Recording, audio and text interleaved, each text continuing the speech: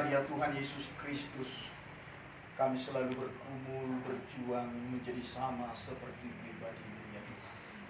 Kami bersyukur buat pagi hari ini kami dapat memperingati hari kematian-Mu di kayu salib ya Tuhan. Sesungguhnya kami harus beribadah di rumah-Mu ya Tuhan. Tetapi oleh karena situasi hari-hari ini, kami beribadah di rumah kami masing-masing, beribadah di rumah umat-Mu ya Tuhan. Namun tetap Engkau Tuhan hadir di tengah-tengah kami. Tuhan, tetap Engkau berfirman kepada kami, khususnya hamba-Mu yang Kau utus kepada menyampaikan isi hati-Mu. Berfirmanlah bagi Tuhan bagi kami. Dalam nama Tuhan Yesus Kristus kami sambut firman. Haleluya. Amin. Shalom. Shalom. Mari kita buka Alkitab kita dalam Yohanes pasal yang ke-19 ayat 16 sampai dengan ayat yang ke-30. Yohanes 19 ayat 16 sampai dengan ayat yang ke-30. Demikian firman Tuhan.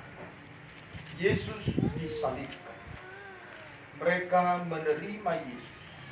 Sambil memikul salibnya, ia pergi keluar ke tempat yang bernama tempat tengkorak, dalam bahasa Ibrani Golgota. Dan di situ ia disalibkan mereka, dan bersama-sama dengan dia disalibkannya juga dua orang lain sebelah menyebelah. Yesus di tengah-tengah. Dan Pilatus menyuruh memasang juga tulisan di atas kayu salib itu, bunyinya, Yesus orang Nazaret, Raja orang Yahudi. Banyak orang Yahudi yang membaca tulisan itu, sebab tempat di mana Yesus disalibkan letaknya dekat kota, dan kata-kata itu tertulis dalam bahasa Ibrani, bahasa Latin, dan bahasa Yunani. Maka kata imam-imam kepala orang Yahudi kepada Pilatus, "Jangan engkau menulis Raja orang Yahudi, tetapi bahwa ia mengatakan aku adalah Raja orang Yahudi." Jawab Pilatus, "Apa yang kutulis tetap tertulis." Sesudah prajurit-prajurit itu menyalibkan Yesus, mereka mengambil pakaiannya lalu membaginya menjadi 4 bagian, untuk tiap-tiap prajurit 1 bagian, dan jubahnya juga mereka ambil. Jubah itu tidak berjahit dari atas ke bawah, hanya 1 tenunan saja. Karena itu mereka berkata seorang kepada yang lain, "Janganlah kita membaginya menjadi beberapa potong, tetapi baiklah kita membuang undi untuk menentukan siapa yang mendapatnya. Demikianlah hendaknya supaya genaplah yang ada tertulis dalam kitab suci. Mereka membagi-bagi pakaianku di antara mereka, dan mereka membuang undi atas jubah."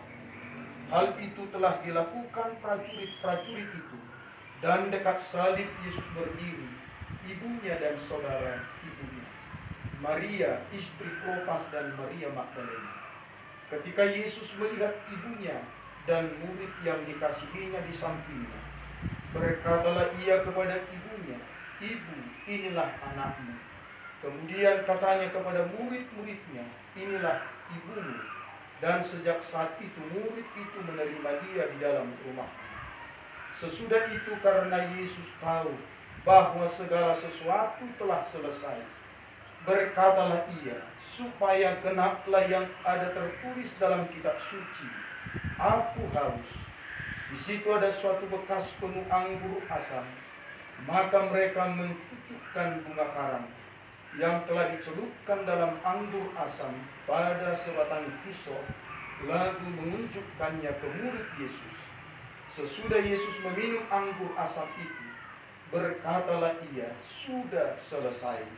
Lalu ia menundukkan kepalanya dan menyerahkan nyawa. Jemaat yang dikasihi oleh Tuhan Yesus Kristus, pada hari ini kita beribadah Karena hari ini kita memperingati suatu hari besar umat Kristen, yaitu yang disebut Jumat Agung, hari kematian Yesus Kristus di kayu salib. Kalau kita mengingat kematian Yesus Kristus, kita tidak boleh lupa tentang kata salib. Karena Yesus Kristus mati di kayu salib. Salib ada dua garis. Satu garis vertikal yang menuju ke atas, yaitu berbicara kasih kepada Allah. Dalam 10 hukum Tuhan yang diterima oleh Musa di Gunung Sinai, hukum pertama sampai keempat itu berbicara kasih kepada Allah. Yesus berkata, dalam 10 hukum itu disimpulkan menjadi 2 bagian besar, yaitu kasihilah Tuhan Allahmu dengan segenap hatimu, segenap jiwa, dan segenap kekuatan. Ada garis mendatar horizontal, itulah disebut salib, yaitu berbicara kasih kepada sesama manusia. Dalam hukum yang kelima sampai hukum yang ke-10, itu berbicara kasih kita kepada sesama manusia. Yesus mengasihi Bapanya di sorga. Bapanya mengutusnya ke dalam dunia ini untuk rela mati bagi manusia. Jadi Yesus menunjukkan kasihnya yang besar kepada Bapanya dengan tunduk dan taat sepenuhnya. Tetapi dia harus rela mati karena dosa-dosa umat manusia. Di salib itu Yesus didampingi. Ada 2 penjahat di kiri dan di kanan bersama Yesus di salib. Salah seorang penjahat itu berkata, bukankah engkau adalah anak Allah? Selamatkanlah dirimu dan kami. Tetapi yang seorang berkata, engkau tidak tahu bahwa kita dihukum setimpal dengan perbuatan kita. Tetapi dia adalah orang yang benar. Tuhan, ingatlah akan aku di saat engkau datang sebagai Bapa. Nah, 2 penjahat ini menggambarkan kehidupan orang-orang saat ini. Ada sebagian orang sampai detik ini berkata dan memberikan penghakiman, merendahkan, melecehkan Tuhan kita Yesus Kristus. Mengapa Tuhan kalian itu disalib?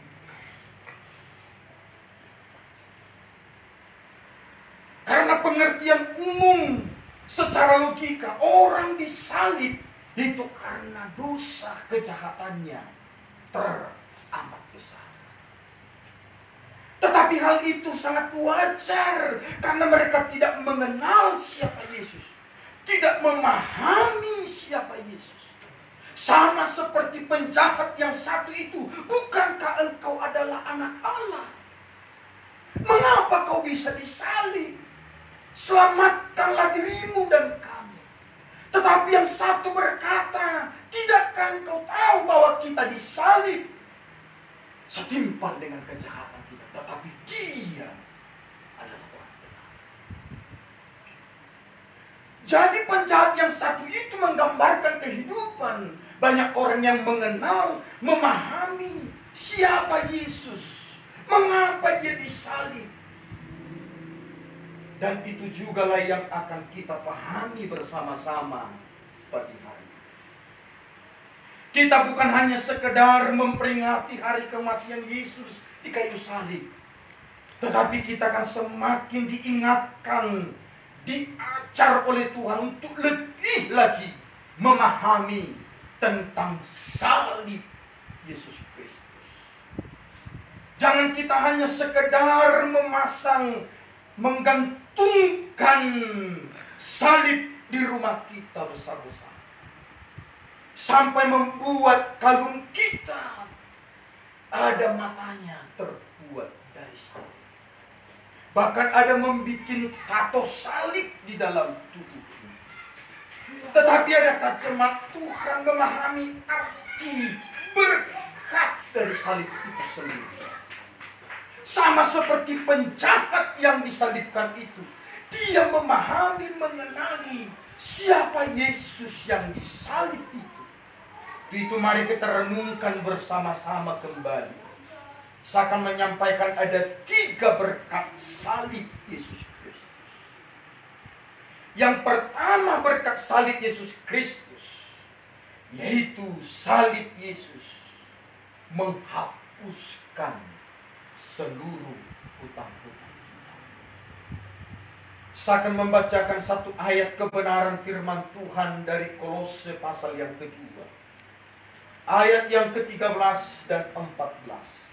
Kamu juga meskipun dahulu kamu mati oleh pelanggaran, dan oleh karena tidak disunat secara lahiriah, telah dihidupkan Allah bersama-sama dengan Dia, sesudah Dia mengampuni segala pelanggaran kita, dengan menghapuskan surat hutang yang oleh ketentuan-ketentuan hukum mendakwa dan mengancam kita, dan itu ditiadakannya dengan memakukannya pada kayu salib.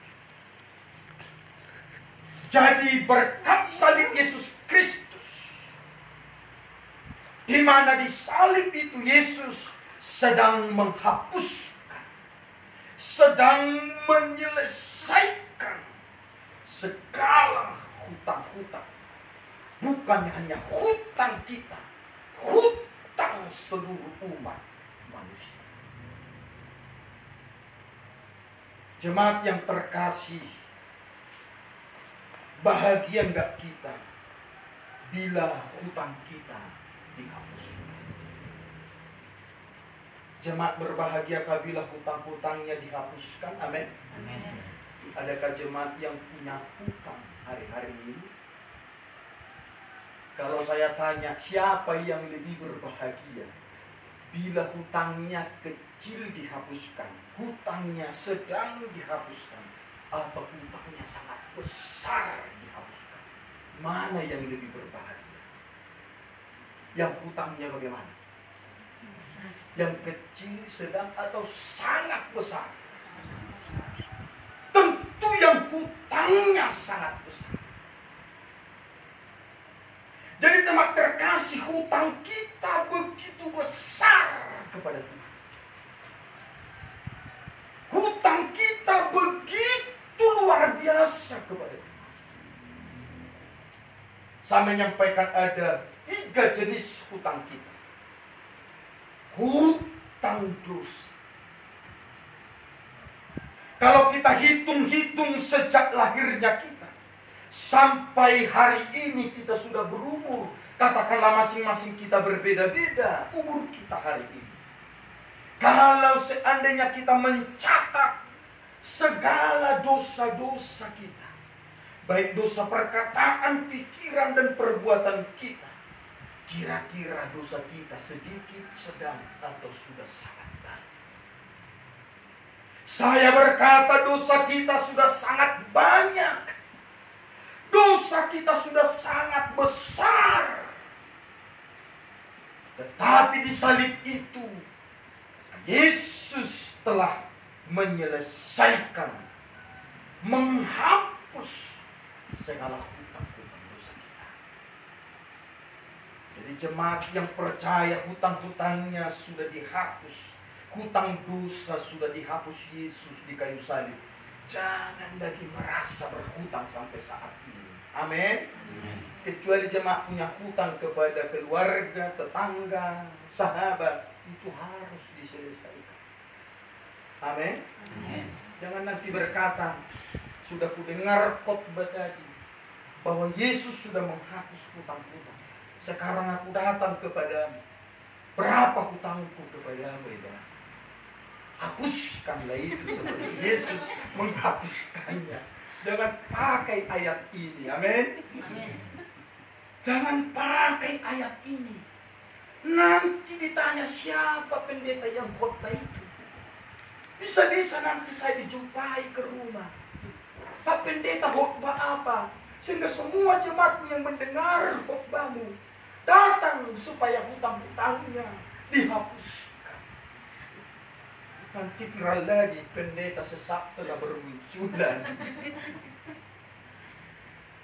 Jemaat yang terkasih dalam Yesus Kristus, seperti hari-hari ini karena virus corona,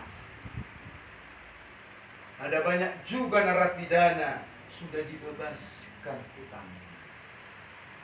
Cobalah seandainya ada keluarga kita narapidana bebas dari tahanan, bahagia enggak jemaat? Oh, bahagia. Jadi hutang dosa telah dihapuskan. Jangan lagi jemaat merasa berhutang dosa. Sudah hapus. Yesus berkata di kayu salib, sudah selesai. Amin. Hutang yang kedua yang dihapus Yesus, hutang nyawa. Sesungguhnya kita sudah mati, tapi Yesus menggantikan kematian itu supaya kita menjadi hidup. Sesungguhnya kita ini binasa, tapi Yesus menggantikan itu supaya kita yang selama ini mengalami kematian secara rohani, tapi Yesus membuat rohani kita hidup kembali. Walaupun virus corona COVID-19 begitu dahsyatnya bekerja keras untuk membunuh manusia, tapi kita tidak takut akan hal itu. Amin. Karena Tuhan telah memberi kita damai sejahtera, kekuatan, keberanian. Nah, itu jemaat Tuhan, Yesus telah menghapus hutang nyawa dan hutang kita yang paling besar. Yang ketiga, hutang kematian kekal. Roma 6 ayat 23, sebab upah dosa ialah maut. Sesungguhnya kita orang berdosa, dan upah akhir hidup kita kalau Yesus tidak disalib, kita semuanya sudah berada di neraka. Yaitu kematian, penyiksaan, penderitaan yang selama-lamanya kita alami. Tapi Yesus disalib memindahkan kita dari neraka kepada surga, memindahkan kita dari kematian kekal kepada kehidupan kekal, memindahkan kita dari kengerian menjadi kebahagiaan. Dan itu selama-lama. Perenungan bagi kita, apakah gampang dan mudah Yesus membayar? Ini yang menjadi pertanyaan. Seandainya jemaat Tuhan, saya tahu jemaat banyak bekerja sebagai kuli bangun, pergi jam 2 pagi, pulang juga jam 2 pagi, dengan membawa gaji katakanlah 200.000. Begitu sampai di rumah sudah ada orang menunggu hendak meminjam uang kita. Dan karena dia menangis meminjam uang itu, maka kita pinjamkanlah gaji 1 hari 1 malam itu 200.000 itu kepada dia. Dengan berjanji hanya mungkin 1 sampai 3 hari paling lama. Begitu kita tagih-tagih hari pertama, kedua, dan ketiga, dia tidak kunjung membayar hutang. Kira-kira kalau di hari keempat dia berkata begini, hapuskanlah hutang. Kira-kira jemaat Tuhan gampang gak menghapuskan? Pasti kita teringat di saat kita bekerja pagi sampai pagi, betapa capeknya. Kadang datang hujan gerimis, panas.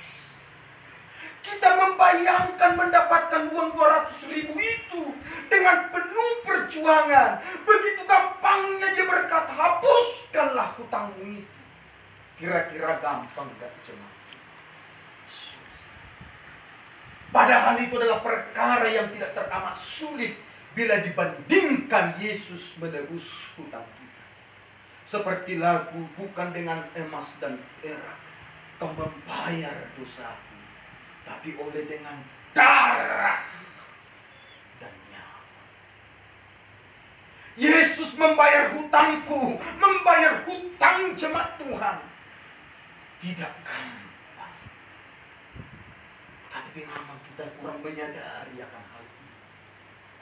Kadangkala kita menonton Vindication of Christ seperti tidak ada sentuhan, sudah hal biasa. Kita bisa bayangkan bagaimana Yesus berdoa di Taman Getsemani. Sampai 3 kali dia berdoa, Bapa, jikalau cawan ini bisa berlalu daripadaku, tapi bukan kehendakku yang jadi, kehendak-Mu. Sampai 3 kali Yesus gemetar berdoa, bahkan keringatnya bagaikan titik-titik darah, karena betapa berat penderitaan yang harus dia pikul untuk menanggung dan membayar. Dia ditangkap, dihianati oleh murid sendiri.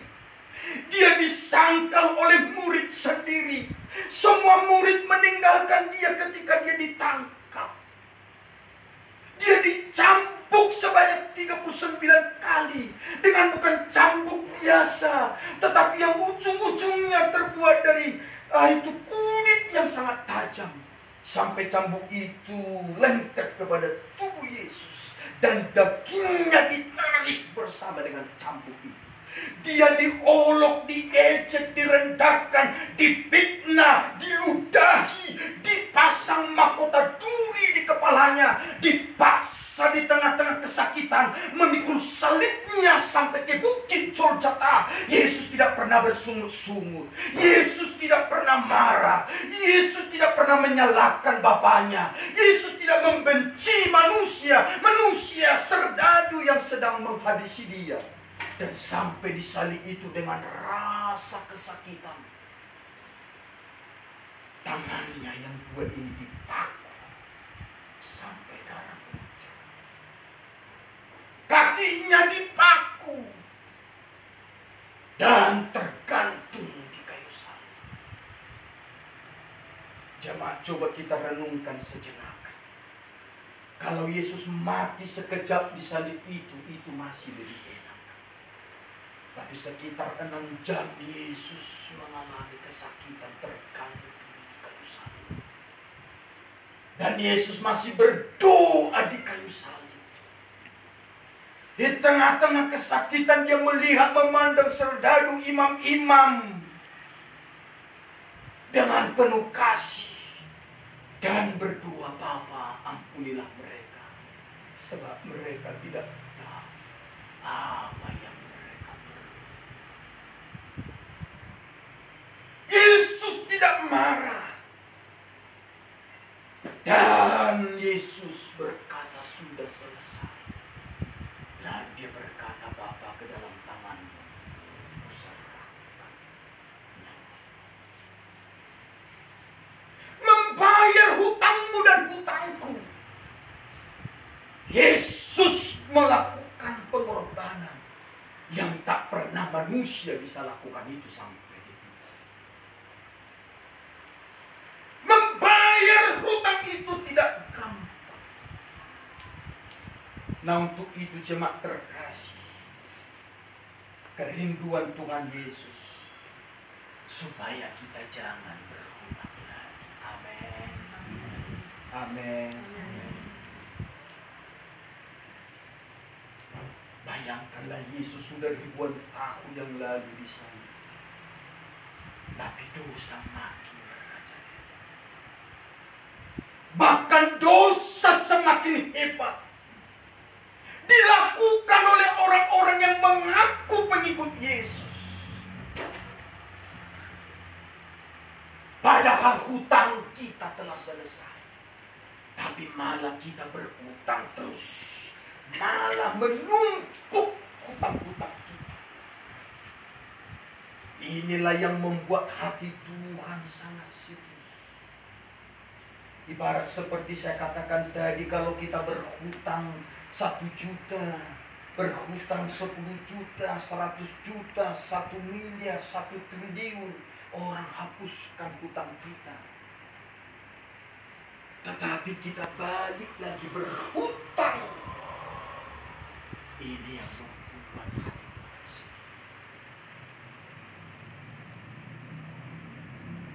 Begitu Tuhan menghapus dosa kita, mari kita selesaikan hutang kita setiap saat Tuhan.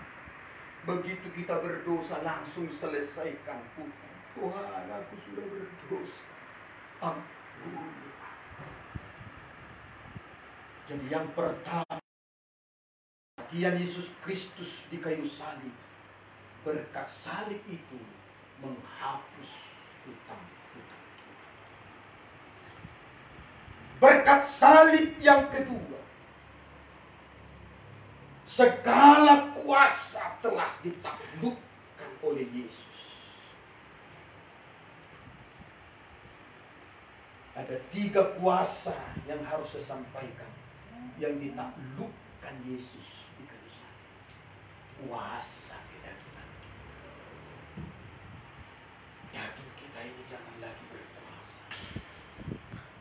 Kita kadangkala dihina sedikit pun kita tidak siap terima. Yesus telah menaklukkan kuasa daging. Kalau Yesus tidak menaklukkan kuasa daging, dia bisa terbang dari salib itu dan minta api dari sorga membakar semua orang yang terlibat atas penyalibannya. Yesus terlalu kecil melakukan itu. Tapi mengapa kita orang percaya masih lebih kuat kedagingan kita, manusiawinya kita, duniawinya kita bekerja? Kita belum siap, kadang ditegur.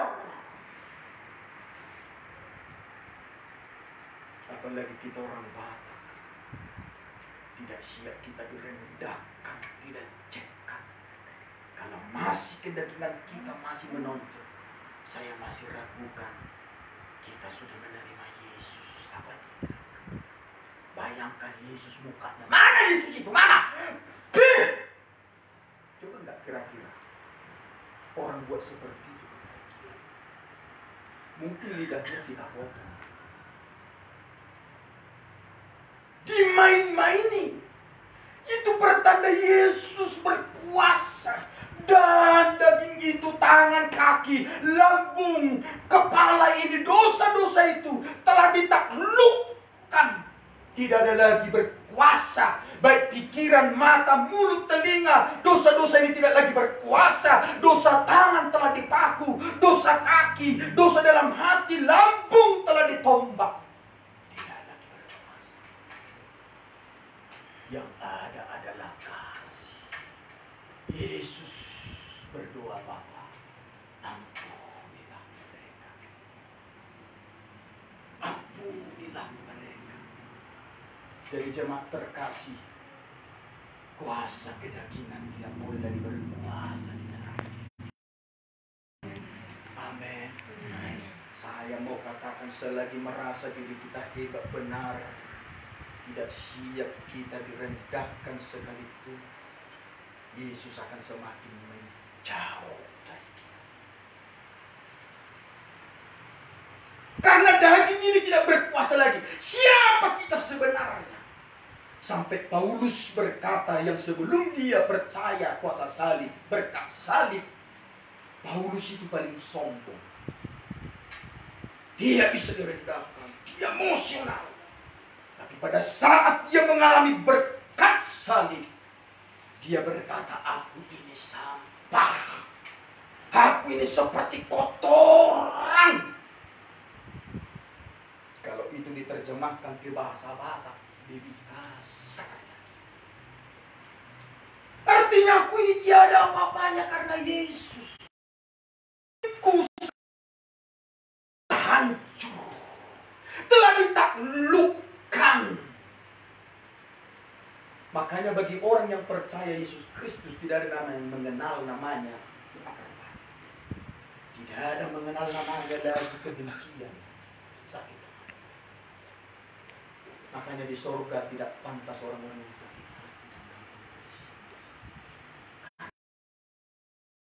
Daripada kasih. Padahal kita layak, kita masih dihina orang. Masih pantas kita dilecehkan orang kadang-kadang. Karena sikap kita. Kita tutur kata kita.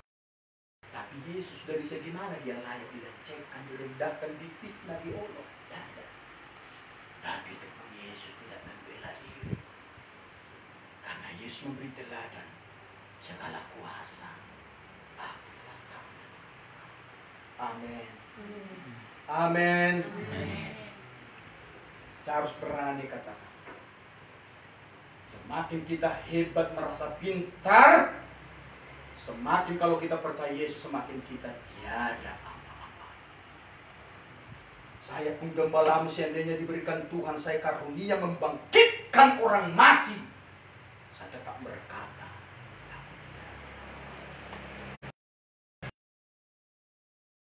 atau menggembalakan ribuan, mungkin sampai puluhan ribu sekalipun, seandainya merasa tidak apa-apa. Karena Yesus telah berkuasa dalam melukai kita. Yang ditaklukkan Yesus di kayu salib, yaitu kuasa iblis.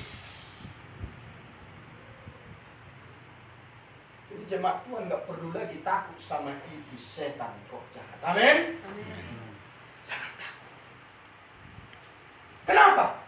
Karena Yesus telah mengalahkan, menaklukkan kuasa iblis. Ini orang percaya Yesus kadang-kala lebih takut daripada orang yang tidak percaya Yesus.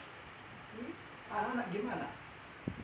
Mana lebih pemberani daripada orang-orang yang di luar sana? Cerita tentang hantu saja sudah takut ke kamar.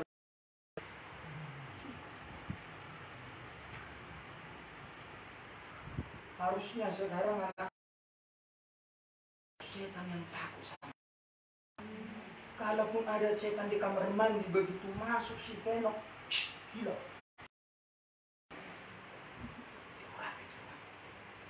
Apalagi sempat si Caca, si Ruth datang. Oh, apalagi karakter. Sekarang diputar oleh setan dikejarnya sampai kemana? Jadi kita itu nggak punya kuasa lagi sebenarnya, karena kita sudah di dalam Yesus. Makanya taklukkan setan dalam nama Yesus Kristus.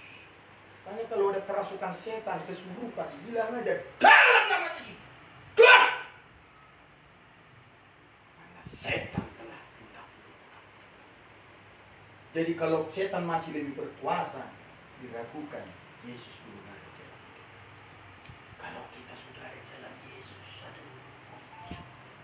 dan setan tahu siapa yang di dalam Yesus dan siapa yang bukan di dalam Yesus. Tapi saya percaya semua jemaat Tuhan sudah ada di dalam Yesus. Amin. Yang terakhir, yang ketiga, berkat salib yang ketiga. Di salib itu segala sesuatu Yesus sudah sediakan. Jadi kita nggak perlu takut masa-masa sukar sekarang ini. Kita nggak perlu takut karena kita bisa sediakan. Nggak perlu takut. Kalau Tuhan izinkan kita nggak makan sampai mati, nggak perlu takut. Berarti maksud Tuhan lebih cepat kita ke surga. Asal jangan kita sendiri yang mengakhiri hidup kita dengan gantung diri, minum racun, lompat dari atas rumah, lalu mati. Itu baru sakit. Jangan kau usah takut. Kalau beras tak ada, uang tak ada, dan saja Tuhan aku percaya. Di salib Engkau sudah sediakan aku yang berkekurangan menjadi berkekurangan, aku yang miskin menjadi kaya.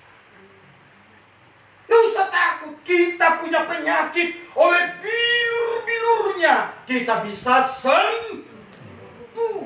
Di salib Yesus sediakan kesembuhan, di salib Yesus sediakan pengampunan, di salib Yesus sediakan pembenaran. Sesungguhnya kita ini semua adalah orang berdosa, tapi lewat salib kita menjadi dibenarkan. Di salib Yesus telah mengampuni dosa kita. Kita yang hina menjadi mulia, kita yang direndahkan menjadi ditinggikan, kita yang dilecehkan menjadi tinggi. Walaupun hari-hari ini jemaat Tuhan mungkin pernah dihina, dilecehkan, oleh karena mungkin keadaan hidup yang sangat susah, percayalah, suatu saat orang yang melecehkan kita karena Yesus akan memuji kita habis-habisan. Dulu Pak Carlos ini, seperti saya bilang, bagaimana nanti masa depannya? Bahkan kemana ini hidup kayaknya nanti.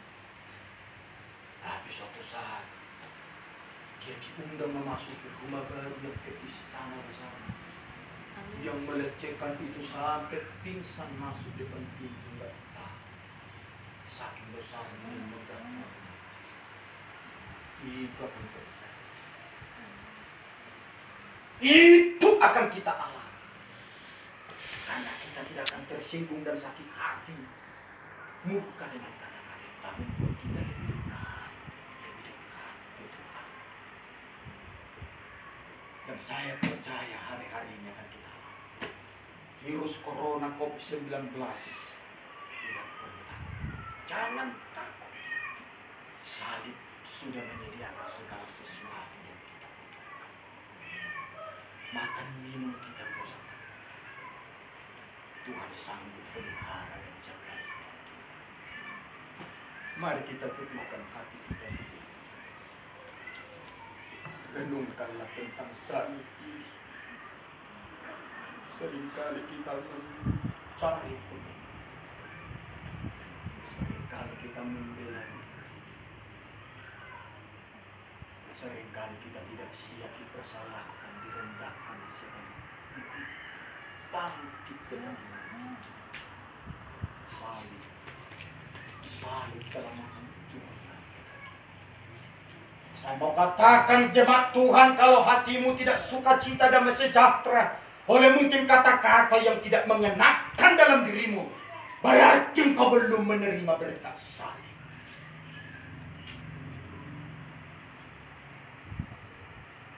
Kita harus mampu bersukacita dalam keadaan seperti apa. Kita harus mampu mengucap syukur dalam segala keadaan apapun. Karena kita ada di dalam Yesus. Mari angkat kedua tangan. Berdoa yang kau kepada Tuhan. Kita bukan hanya sekedar memperingati Jumat Agung penyaliban Yesus hari ini, tapi kita memahami berkat salib kepada diri. Jangan engkau merasa hidupku lagi. Tuhan mau menunjukkan dalam dirimu ada Dia. Ada Dia. Sekalipun dia diolok, diejek, dipukul kepala, dipermain-mainkan seperti anak kecil, Yesus tidak terpancing. Diludahi muka, ditampar wajahnya. Sebenarnya tak layak dan tak pantas Yesus menerima semua itu. Dia dicambuk, dagingnya habis tertaruh, kepalanya dipasang mahkota dulu, dia dipaku, kaki dan tangannya dia dipaku, dia menjerit. Dia hanya menjerit kesakitan, tetapi sedikit pun dia tidak menyimpan kebencian, dendam kepada manusia. Berjam-jam dia disalib itu, merasakan kengerian, yang gemetar, karena gak kuat lagi kadang menanggung rasa sakit, tetapi dia tetap bertahan. Dan di tengah-tengah kesakitan itu masih dia berdoa, Bapa, ampunilah mereka, sebab mereka tidak tahu apa yang mereka perbuat. Doakanlah orang-orang yang pernah menyakiti, melukai hati, seperti Yesus berdoa kepada orang-orang yang menyalibkan diri dengan tulus, karena dia telah menaklukkan segala kedagingan dengan keinginannya, tidak lagi berkuasa dalam dirinya. Oh, mari kita berdoa bersama-sama. Bapa, terima kasih. Terima kasih. Terima kasih, Bapa. Hamba-Mu berbahagia dan bersyukur. Engkau disalib menghapuskan hutang-hutang. Engkau disalib menaklukkan segala kuasa. Engkau disalib menyediakan segala sesuatu bagiku. Aku bersyukur, Bapa. Tolonglah aku hamba-Mu ini, Tuhan. Berhutang dosa lagi. Tolonglah aku, Bapa. Tolonglah. Bila bakarawashi. Mari berdoa, berdoa. Jangan lagi lukai sakiti hatiku. Terlalu besar pengorbanannya menebus hutang-hutang kita. Tak berhutang lagi. Lepaskan beban dalam hati Yesus Kristus. Segala sukacita dan sejahtera melingkupi kita. Jangan merasa dirimu benar. Itu orang benar tak layak dan tak pantas dipersalahkan. Kita masih layak dan wajar kadang dipersalahkan. Jangan pertahankan, supaya kita merasa bahagia dan sukacita. Kita ini ibarat seperti sampah kotoran, kata Paulus. Terpujilah Engkau, Bapa. Oh, terima kasih, Bapa. Dalam nama Yesus Kristus, kami berdoa dan bersyukuri berkat salib. Haleluya, haleluya. Sama-sama kita berkata, amin.